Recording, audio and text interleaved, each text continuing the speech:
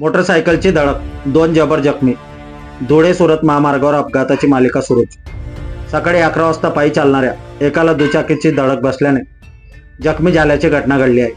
धुळे सुरत राष्ट्रीय महामार्गावरील डाबरी गावाच्या फाट्याजवळ अनिल दिवल्या गावित राणा डाबरी तालुका नवापूर हा डोक्यावर जनावरांसाठी चारा घेऊन पायी जात असताना मागून भरधाव वेगात येणारी होंडा स्प्लेंडर दुचाकी क्रमांक MH 39 AF 6771 याने अनिल गावित यास जोरदार धडक दिल्याने जबर जखमी झाला.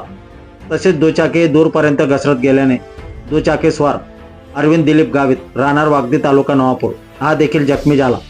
दोघा जखमींना 108 रुग्णवाहिकेने विसरवाडी ग्रामीण रुग्णालयात उपचारासाठी दाखल करण्यात आले होते. परंतु अनिल गावितची प्रकृती चिंताजनक असल्याने त्यास तात्काळ जिल्हा रुग्णालय नंदुरबार येथे हलवण्यात आले आहे.